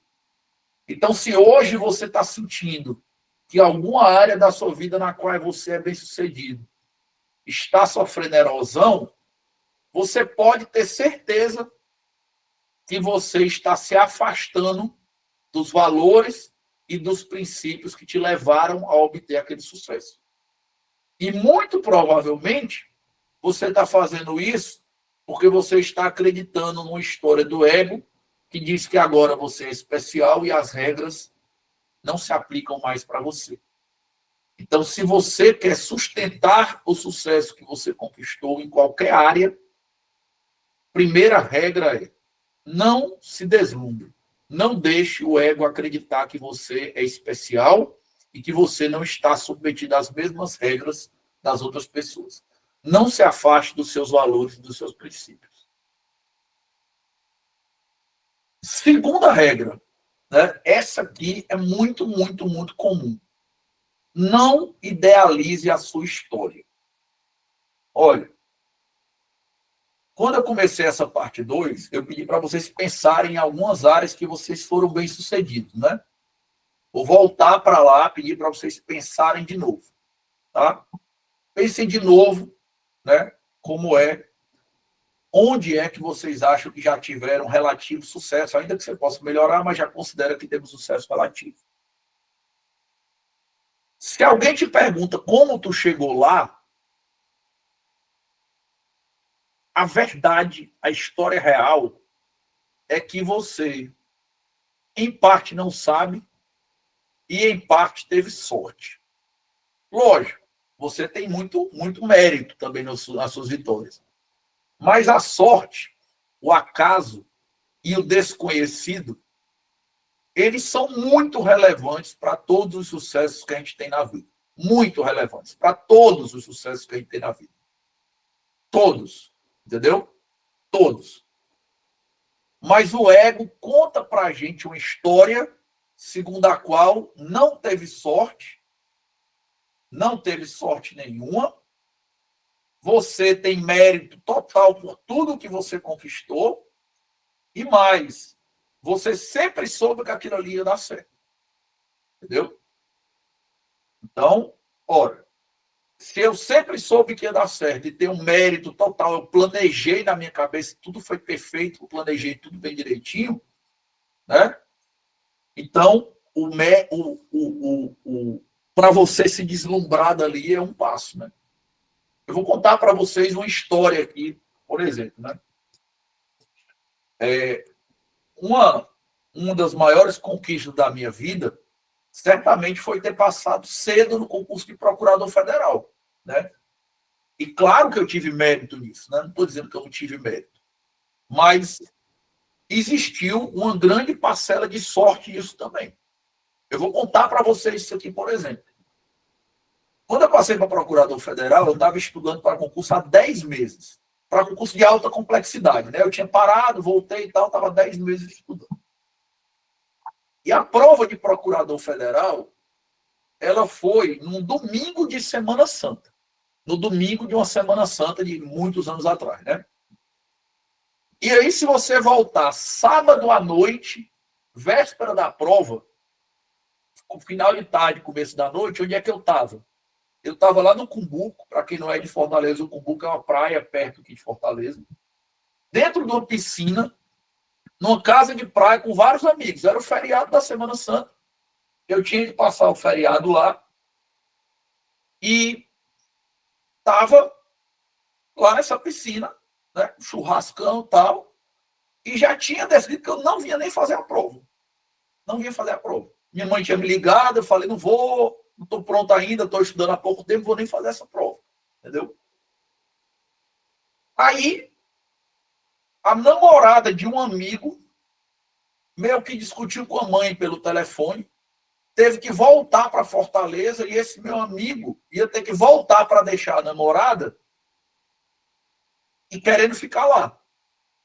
Aí eu fui e falei, cara, fala o seguinte, já que minha mãe está querendo que eu volte para fazer a prova, deixa eu voltar, que eu faço lá o que minha mãe quer, vou lá e faço essa prova de qualquer jeito.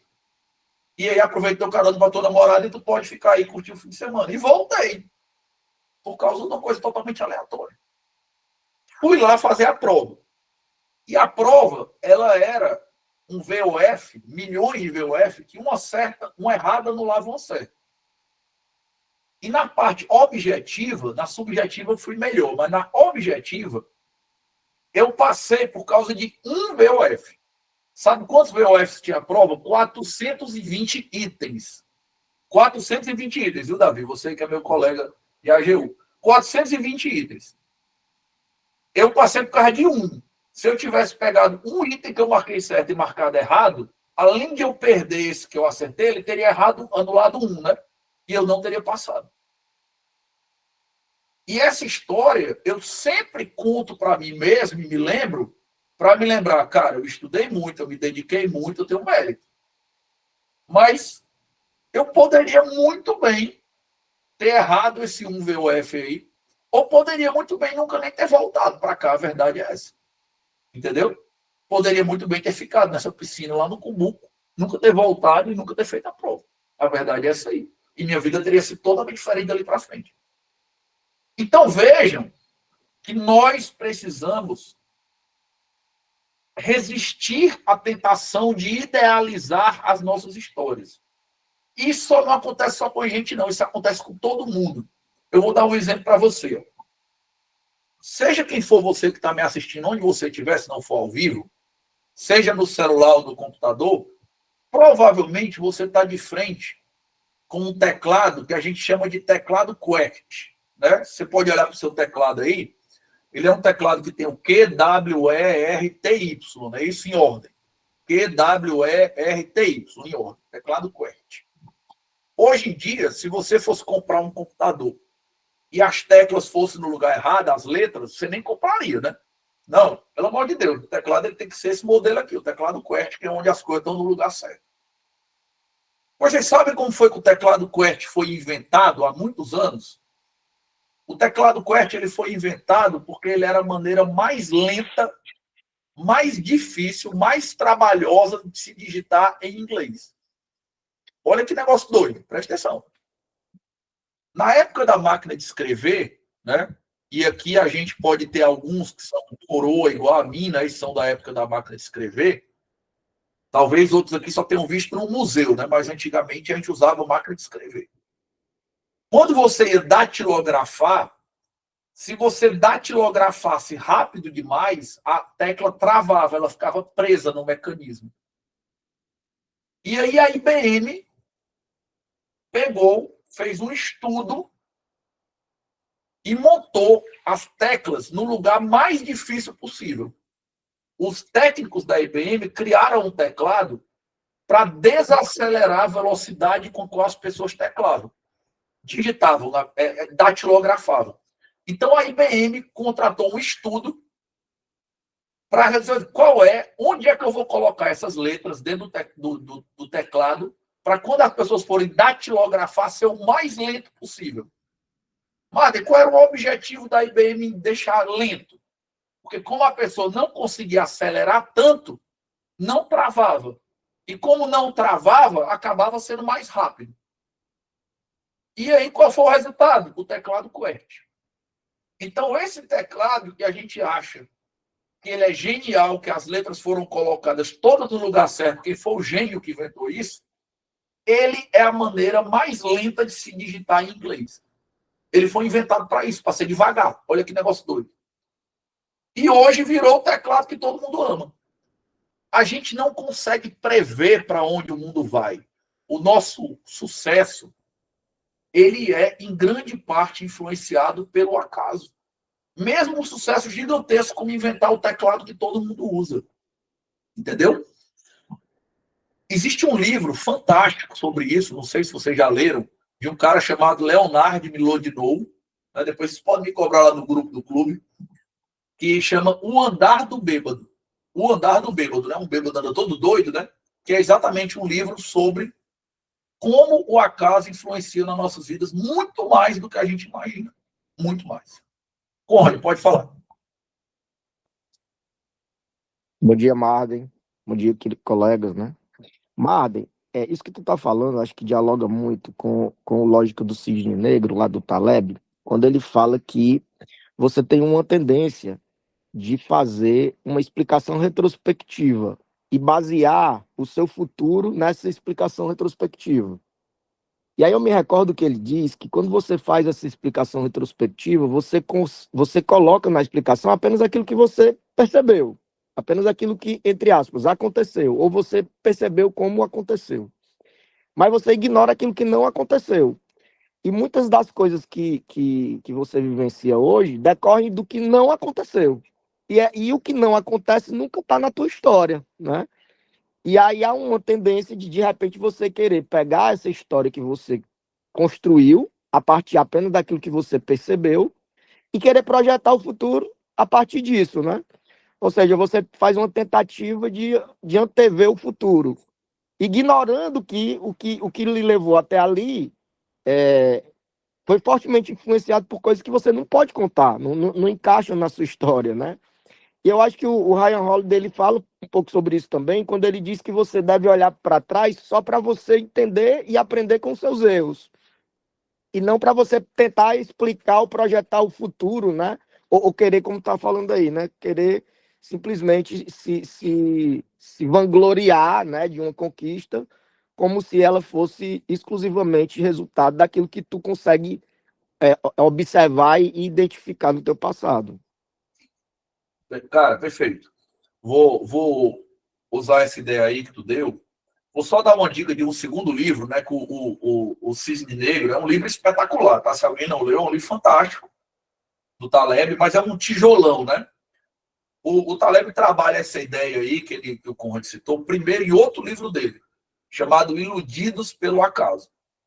Esse livro do Taleb, cara, é um livro que vocês têm que ler. Ele é espetacular, chama Iludidos pelo Acaso, e ele é exatamente, Conrad, sobre isso que você falou, que a gente chama na neurociência de viés de retrospectiva, né?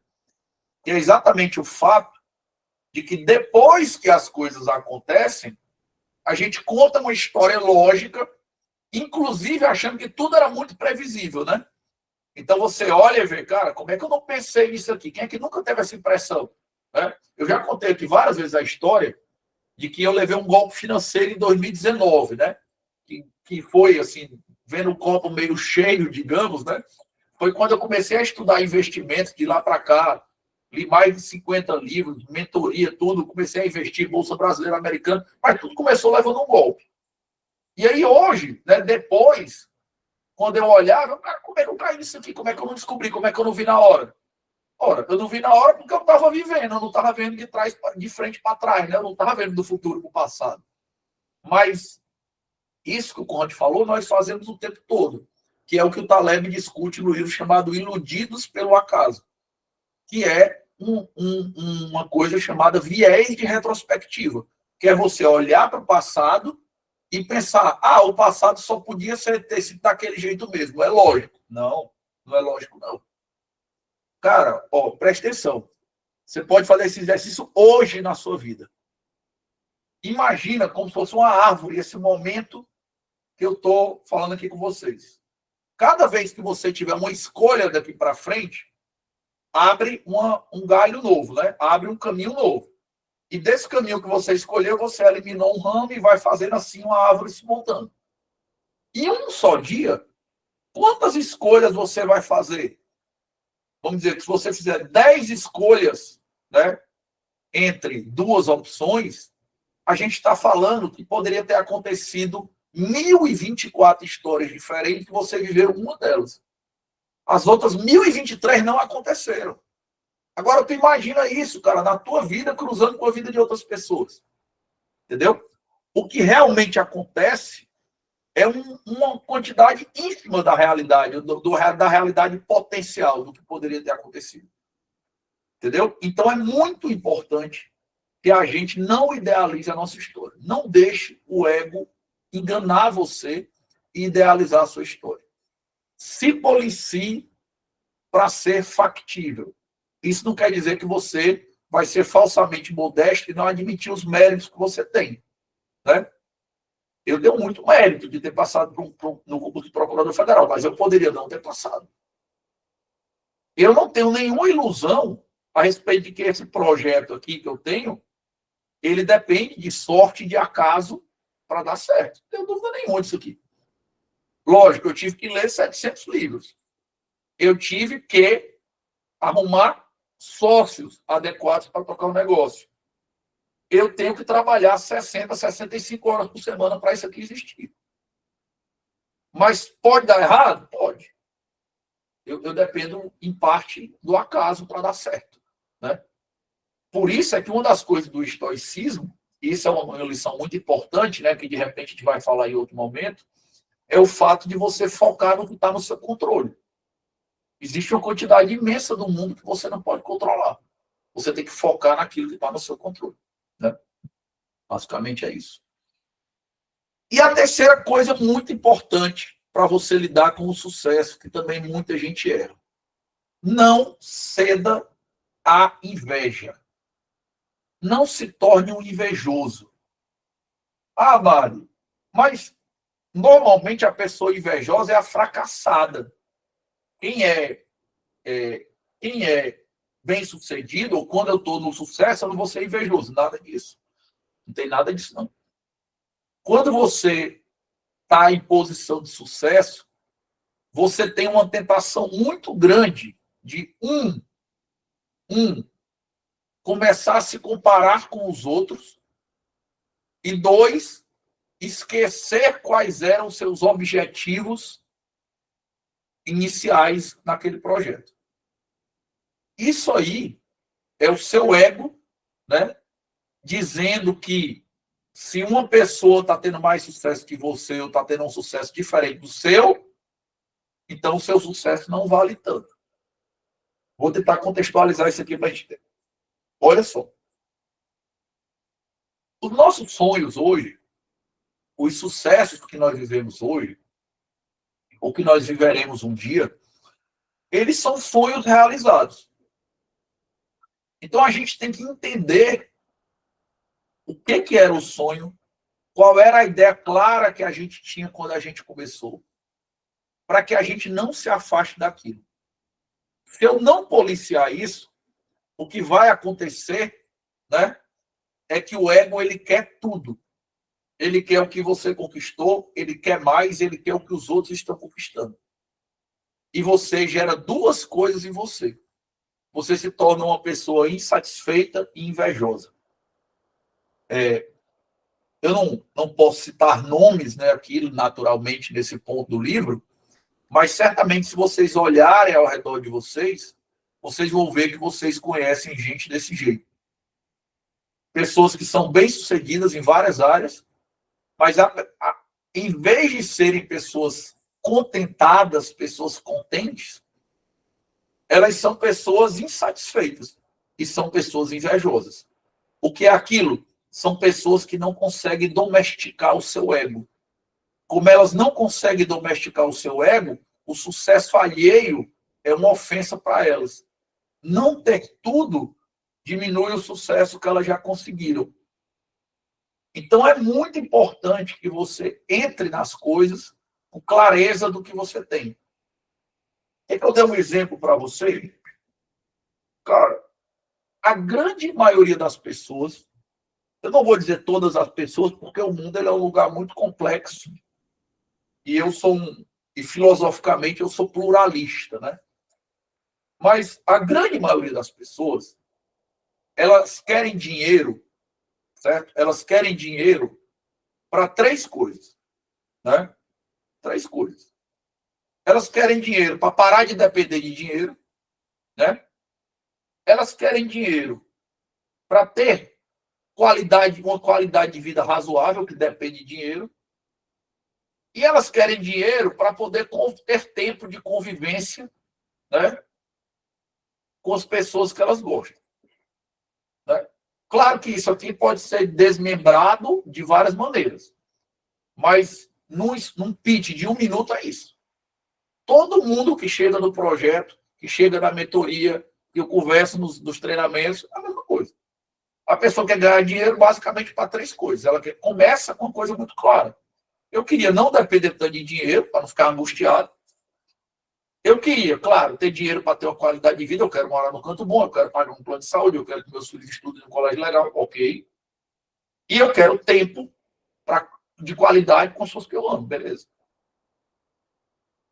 Sabe qual é o resultado do ego? As pessoas conseguem isso, ultrapassam esse limite, certo?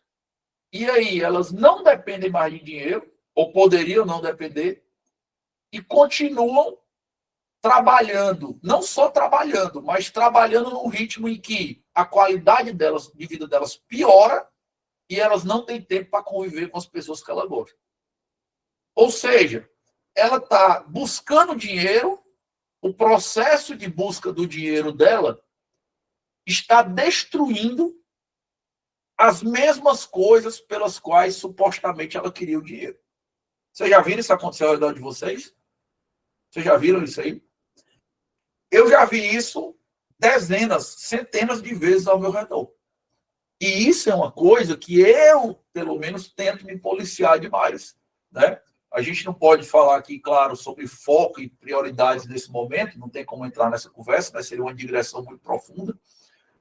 Mas eu converso sempre sobre isso e me policio sobre isso. Quanto mais eu trabalhar, Desde que eu tenha demanda, mais dinheiro eu vou ganhar, beleza? Mas se eu não colocar um limite, o processo de conseguir dinheiro vai destruir as coisas pelas quais eu supostamente queria ter dinheiro. Então eu estou esquecendo o objetivo real e estou alimentando o meu ego. Então eu tenho cada vez mais dinheiro, eu tenho cada vez mais seguidores, eu tenho cada vez mais me comparando com as outras pessoas, eu estou cada vez melhor. A tua vida está pior, não importa. A minha história, a história que o meu ego está ouvindo está mais bonita. Eu tenho mais dinheiro na conta, estou me comparando mais com os outros, embora a vida piore, a qualidade de vida piore. Então, muito cuidado, certo? Quando vocês vivem sucessos em alguma área da vida de vocês, a tendência do ego é querer tudo. E querer tudo gera dois efeitos diretos. Você se torna insatisfeito e se torna invejoso se comparando com as pessoas.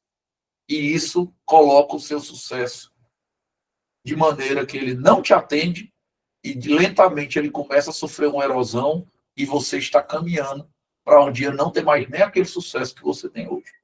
Ou atingir um suposto sucesso que agrada ao ego, destruindo coisas que deveriam ser muito mais relevantes para você. Ok? E aí a gente vai para o terceiro ponto do livro.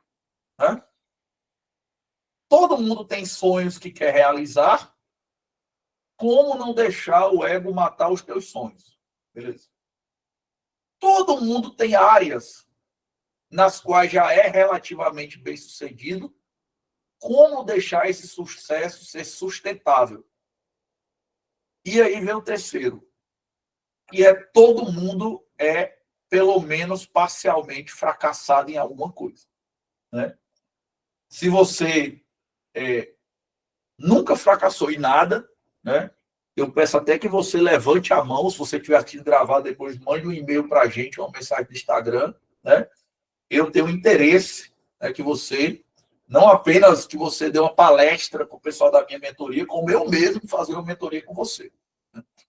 Porque eu tenho vários fracassos ao longo da vida, isso é normal, e assim, fracassar é parte do processo. A pergunta não é como não fracassar. Se você souber, isso vale muito dinheiro. Você pode ficar zilhardário desse jeito.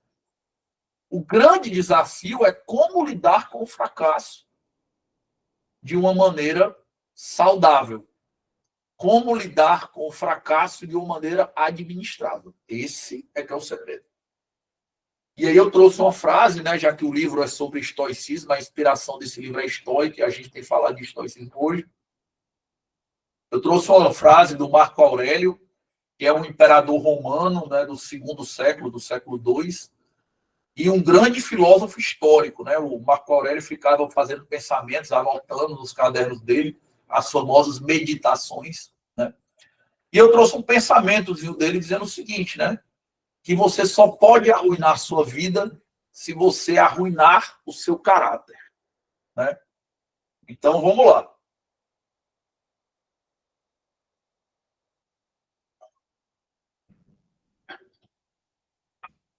O sucesso, o ego, certo?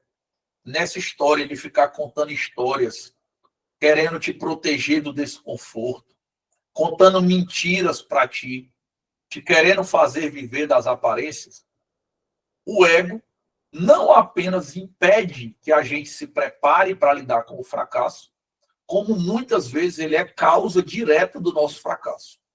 Certo? Então eu vou tentar dar aqui 3 dicas de como lidar com o fracasso. Como domesticar o ego para lidar melhor com o fracasso. Certo? Vamos conversar sobre isso aqui. Primeira coisa, que é um desafio gigantesco e fenomenal. Não seja escravo da validação alheia. Cara, isso aqui é uma coisa muito, muito, muito importante e muito, muito, muito desafiadora, certo? Todos nós, certo? Todos nós somos seres sociais, certo? Todo mundo, nós somos seres sociais, isso é normal. Nós crescemos na época que o nosso cérebro foi desenvolvido, a nossa mente parou de evoluir, que foi há 50 mil anos. Nós vimos em pequena sociedade de caçadores-coletores.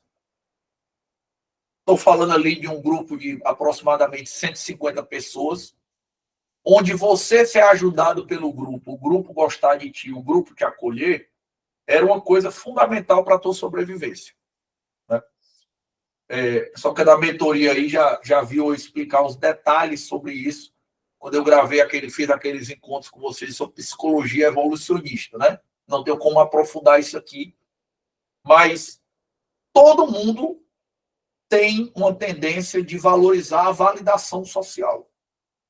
Né? Inclusive, existe um viés cognitivo chamado aprovação social, né? De a gente andar no grupo e acompanhar as pessoas, o chamado efeito manada, etc. Né?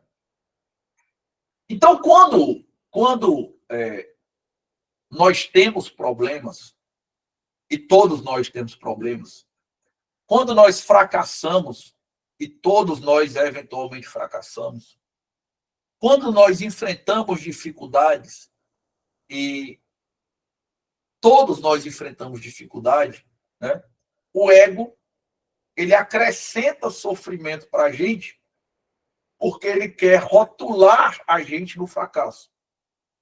E quando ele rotula a gente no fracasso, você fica achando que as outras pessoas vão te considerar um fracassado e isso dói.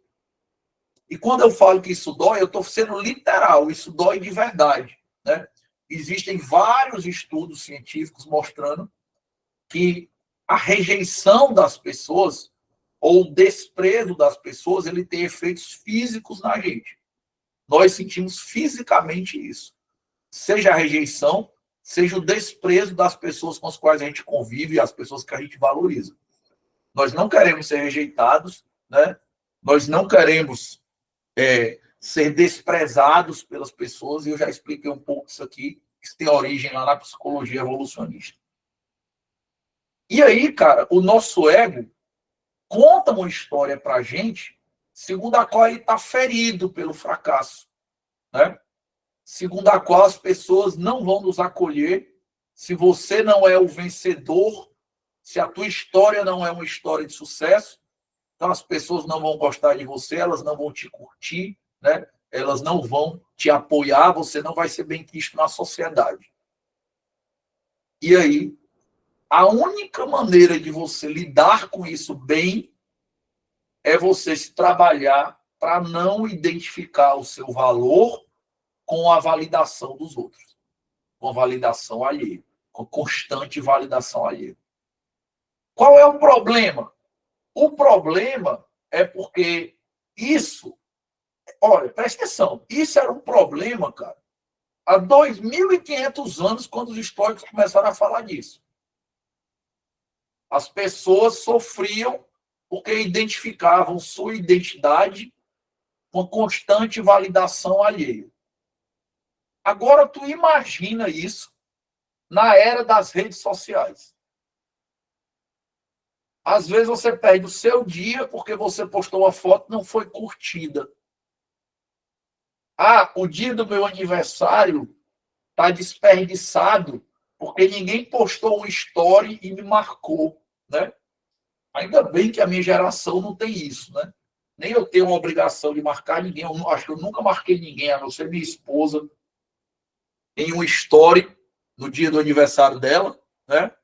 E acho que também ninguém me marca no meu aniversário, não, entendeu? A não ser ela, né? Talvez minha mãe, né? Porque mãe é mãe, no fim das contas. Pronto. Então, assim, mas imagina se nós já temos essa tendência natural na época grega, romana, imagina, cara, na era das redes sociais.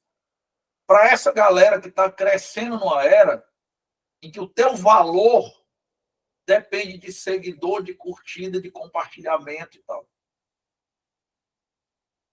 Então, o fracasso, ele tem uma dor multiplicada. E aqui, isso é que é importante entender. Você não tem a opção de não fracassar, embora nós vamos tentar fracassar menos vezes e vamos tentar que nossos fracassos sejam o menos profundos possíveis. Lógico, claro, eu tento isso, logicamente. Mas eu não tenho a opção de não fracassar nunca mais na minha vida. Não existe isso. De não errar, de não ter uma dificuldade, não existe isso. Mas eu, né, considero, né, tem gente aqui assistindo ao vivo que me conhece muito bem, então talvez possa me desmentir, mas eu considero uma pessoa que administro razoavelmente bem isso. Eu não tenho uma tendência muito grande, ou pelo menos eu tento não ter, de ligar minha identidade à constante validação dos outros. Se você é uma pessoa que tem isso, o ego está muito elevado. E você precisa domesticar ele nesse ponto. Porque se você liga o seu valor pessoal a ser constantemente validado pelos outros, o fracasso ele vai doer muito mais em você. Você vai ser uma pessoa muito mais medrosa para tentar qualquer coisa. Porque você vai achar que o valor está em ser ou não ser validado pelos outros. Você vai ser muito mais sujeito à crítica. Então, no mundo em que eu não posso evitar os fracassos, pelo menos não totalmente, eu pelo menos posso lidar melhor com eles se eu conseguir desvincular, desconectar o meu valor pessoal da constante validação dos outros. E aí, é uma opinião pessoal minha, isso não é um estudo científico, né? Eu acho que não dá para fazer isso 100%, totalmente. Nem seria saudável, né? Todos nós temos pessoas com as quais nós somos amigos, temos relações amorosas, relações familiares, profissionais. Alguma validação daquelas pessoas é importante para a gente e faz sentido que seja assim. Até para a gente saber que tipo de conduta é pertinente. Mas nós não podemos exagerar. Se a validação, em geral, definir quem nós somos, definir o nosso caráter, definir o nosso valor, a gente está deixando o ego transformar cada fracasso nosso em algo que rotula a gente permanentemente. Então, esse é um ponto muito importante. E aí, né, vem disso aqui, já na sequência. Não fujam dos desafios, né? A gente vai errar antes de acertar. Pode ser que você acerte de primeira? Pode, né? Talvez todo mundo aqui tenha na vida alguma coisa na qual acertou de primeira. Eu não passei no primeiro concurso que eu fiz. A minha vida acadêmica não foi tudo de primeira. Eu não acertei o meu primeiro projeto que eu tentei fazer. Se esse projeto aqui der certo, né? Talvez você esteja assistindo quando ele já deu certo. Mas ele não é minha primeira tentativa de fazer alguma coisa fora do direito. É muito difícil, muito raro acertar no alvo da primeira vez. Pelo contrário, o fluxo normal da vida é você ir ajustando a mira e se tornando mais habilidoso na medida que você erra, aprende, volta um pouquinho melhor, erra um pouquinho menos, acerta um pouquinho mais, e assim você vai até aquele momento em que você acerta em cheio. Esse é o processo normal da vida. Pelo menos, normalmente, é assim que acontece na minha vida. Mas o ego não quer que a gente lide com situações que podem colocar o nosso valor em xeque. Então, se lá atrás você está ligando o seu valor, a sua identidade à validação alheia, o ego vai te falar para fugir dos desafios, para fugir de coisas que são desconhecidas, para fugir de novos projetos.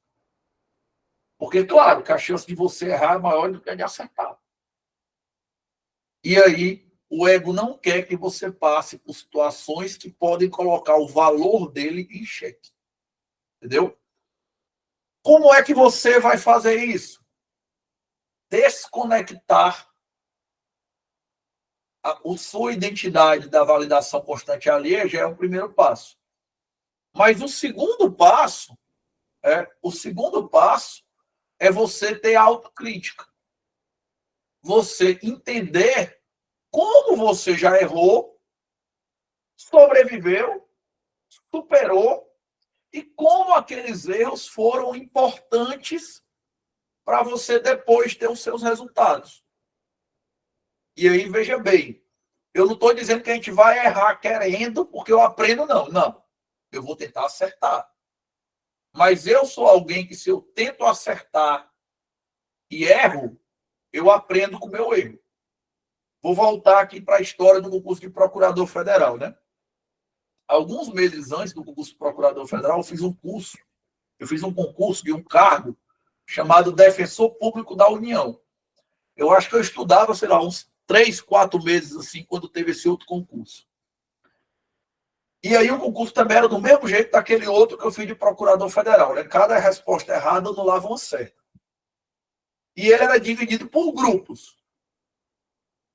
E lá nessa prova tinha um grupo, que esse grupo ele era Direito Internacional,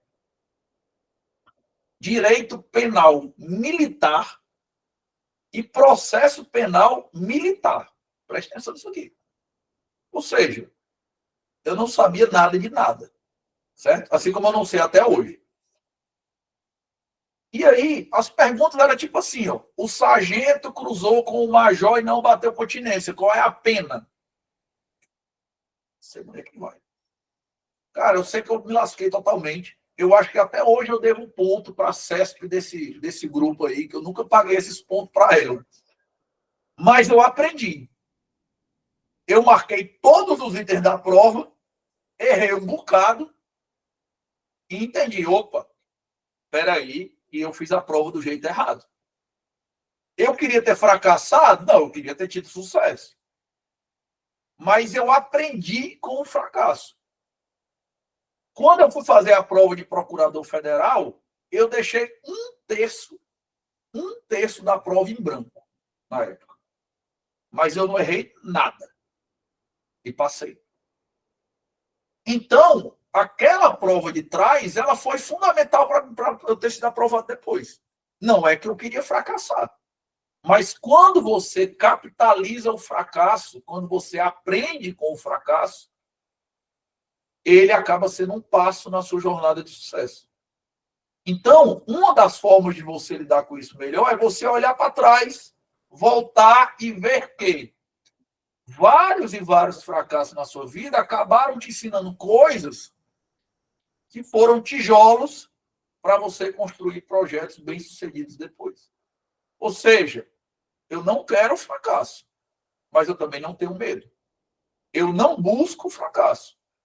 Se eu puder nunca mais fracassar na minha vida, eu espero nunca mais fracassar. Mas como eu sei que isso não vai acontecer, eu lido com isso com tranquilidade. Os desafios que aparecem, eu encaro pensando que muitas vezes eu vou errar. Muitas. Né? Aqui no projeto Regra do Jogo, a gente faz o planejamento estratégico, né?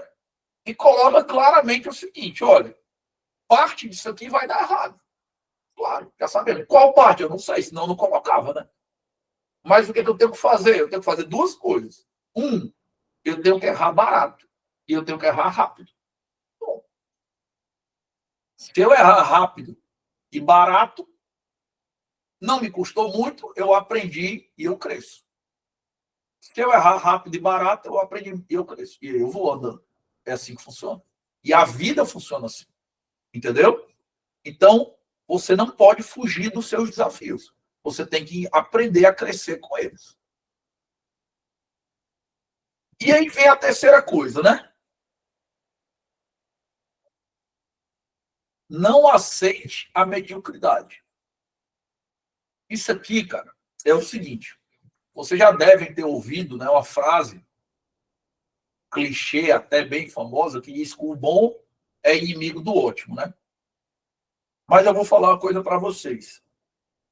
Se você for procurar as pessoas bem-sucedidas, pessoas bem-sucedidas. E aí você pode escolher, o sucesso é ser rico? Não. Você pode, na sua cabeça, pensar quem você acha que é bem-sucedido, é quem é bem casado, é quem tem intimidade com Deus, é quem tem dinheiro. Não estou entrando nesse mérito. Você vai descobrir o seguinte, que essas pessoas, elas têm duas coisas. Todas. Primeiro, elas têm um padrão de sucesso diferente do padrão da sociedade. E segundo, ele é um padrão mais elevado. Ele é um padrão mais elevado. Então, vejam bem. O ego, ele quer que você viva na mediocridade com todo mundo. Tá? E aí, por favor, entendam o que eu vou falar aqui. As pessoas, em geral, são medíocres. Certo? E medíocre não é uma esculhambação, não. Tá? Medíocre significa o que está na média.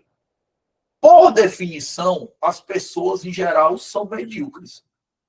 Elas têm um casamento medíocre, ela tem uma espiritualidade medíocre, ela tem um sucesso profissional medíocre, ela tem uma situação financeira medíocre, a saúde dela é medíocre, a estética dela é medíocre, elas são medíocres. Assim que funciona. E o teu ego, ele vai te considerar uma história dizendo o seguinte, cara, fica por aí mesmo. Fica por aí mesmo. Para que tu vai ter um padrão mais alto?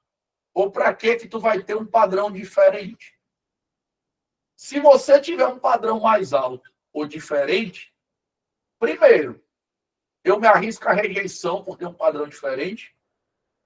Segundo, eu vou precisar, né, enfrentar algo novo. Terceiro, se esse padrão for mais alto, eu me arrisco a fracassar. Não. Vamos fazer o que todo mundo está fazendo. Vamos ficar aqui na boa. Faz o que todo mundo está fazendo. Vamos ficar na mediocridade que vai dar certo. E, de certa maneira, você pode viver iludido a vida toda, como algumas pessoas vivem. Mas você quer conquistar grandes coisas na sua vida? Você quer alguém que vai conquistar grandes coisas? Quer ser alguém que vai conquistar grandes coisas? Aí não vai rolar. Você só vai ser capaz de conquistar grandes coisas, certo?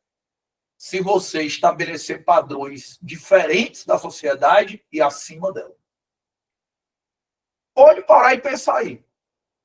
Tudo na minha vida, tudo que deu certo, tudo na minha vida que eu considero bem sucedido foi assim. Não é o mesmo padrão das outras pessoas, é um padrão acima. Agora, é desafiador, né? É desafiador. O ego não quer que você tenha padrões mais elevados que vão te afastar da aprovação fácil. Ele quer que todo mundo fique dizendo que você está fazendo certo e que você já está num nível bom o suficiente. Entendeu? Então, a mediocridade, ela é confortável. A mediocridade é a zona de conforto. A mediocridade é onde as pessoas ao nosso redor estão. Mas não é lá que você vai conseguir grandes resultados. Não é lá que você vai conseguir uma disciplina exemplar, um casamento espetacular, uma vida financeira extraordinária. Não é. Você só vai conseguir isso com padrões próprios que são mais elevados do que esses padrões medíocres que são praticados pela sociedade. E aí, pessoal, para fechar aqui, né? Leu já, tá certo. Eu sei que você vai sair. Obrigado pela presença. Vamos fazer uma reflexão final, né? Estou caminhando aqui, eu estou tentando não estourar o tempo, né? Não fazer coisas longas demais. Mas eu vou ler esse último slide aqui para fazer uma reflexão final com vocês. E se alguém quiser falar, pode levantar a mão, tá certo? Quando eu estiver fazendo a reflexão final, já levantem a mão aí e dela eu já emendo para vocês direitinho. A qualquer momento do ciclo da vida, a gente pode estar sonhando, vencendo ou fracassando. Às vezes, tudo ao mesmo tempo. Que é o normal, né? Hoje eu tenho sonhos que eu ainda não realizei. Eu vivo sonhos que já foram realizados. E eu convivo com dificuldades ou fracassos normais que aparecem em intercorrências na vida da gente. Essas posições são dinâmicas e transitórias. Não podem ser vereditos sobre o nosso valor. O que te mata, o que mata o teu desenvolvimento, o que mata o teu projeto é achar que você é o sonho em si, que você é o sucesso ou que você é o fracasso. Isso são apenas situações dinâmicas que ficam em nível.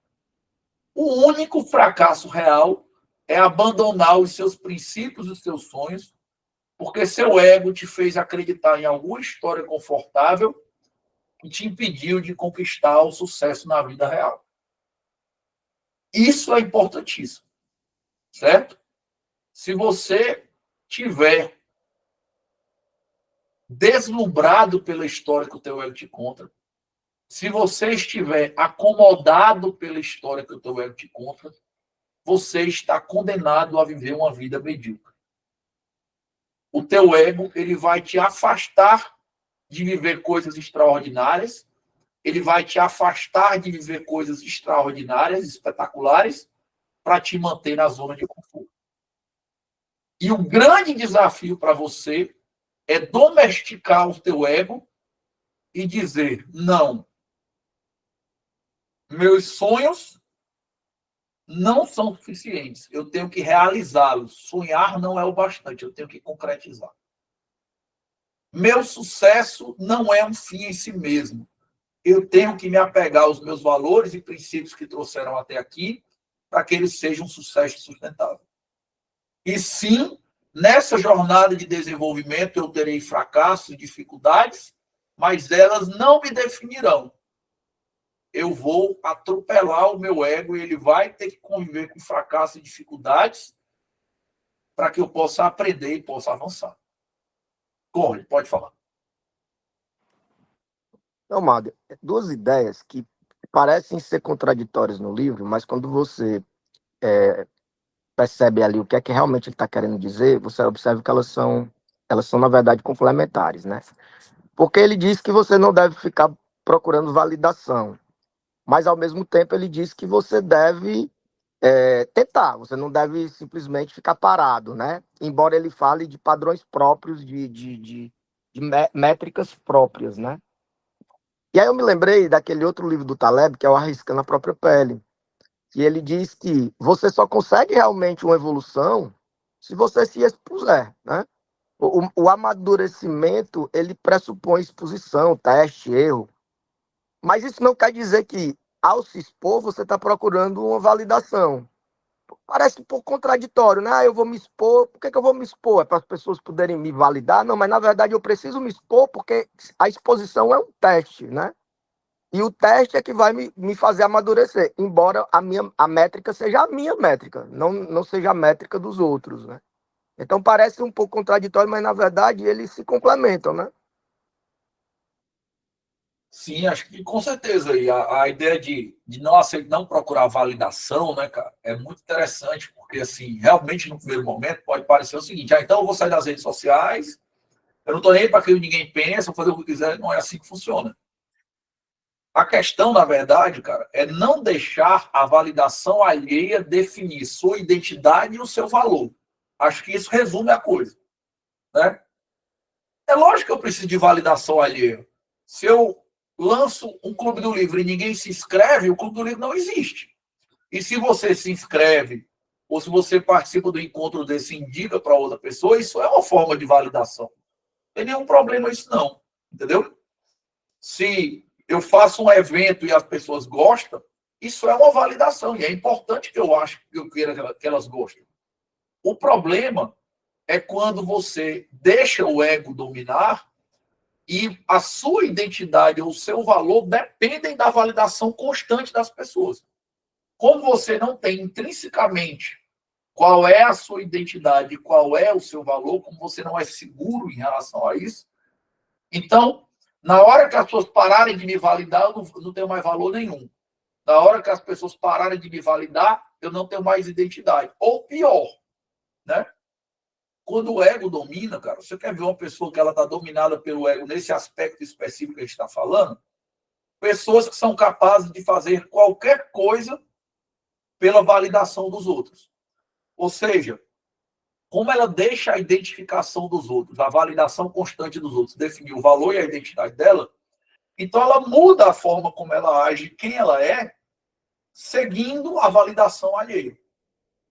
Então, aqui no projeto, por exemplo, né, dando um exemplo, eu tenho vários embates saudáveis com o marketing, entendeu?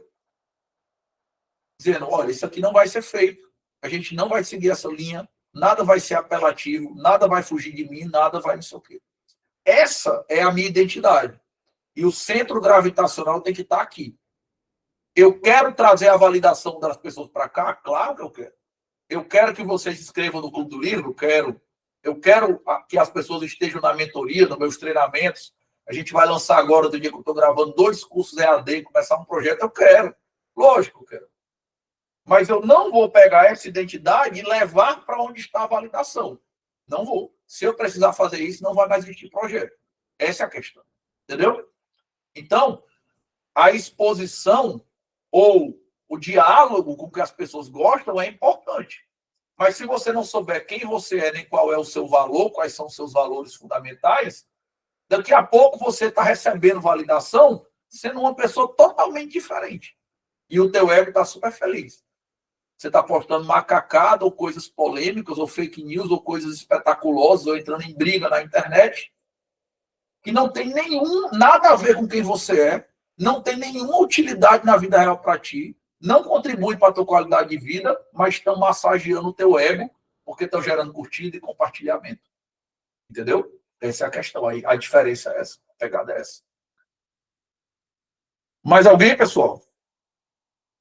Pessoal, então, se ninguém quiser falar mais nada, eu queria agradecer a vocês pelo encontro, quem participou ao vivo. Se você assistiu depois, obrigado também pela audiência. Espero que vocês tenham gostado. Esse foi um Clube do Livro aqui muito, muito preparado, com muito cuidado. Eu realmente gosto muito do livro. Eu acho que esse livro ele tem um impacto gigantesco se você entender o recado dele. Não é fácil domesticar o nosso ego, mas quando a gente domestica, a gente começa a colher resultados melhores em todas as áreas da nossa vida. Os nossos processos, o nosso sucesso aceleram de maneira saudável e sustentável. Então fica o convite para vocês praticarem as lições. Para quem está vendo ao vivo, né, foi o último encontro do nosso ciclo 2025. Se você estiver vendo gravado, já vai ter muito mais coisa gravada. Ano que vem a gente continua aqui com o livro, o óbvio que ignoramos, vai ser o primeiro livro do ano que vem, né? E eu espero todos vocês no ciclo, conto com vocês para a gente continuar essa jornada. Beleza, pessoal? Obrigado. Bom fim de semana para quem está vendo ao vivo. Obrigado a você que veio em casa também. E até mais. E até o próximo encontro. Tchau.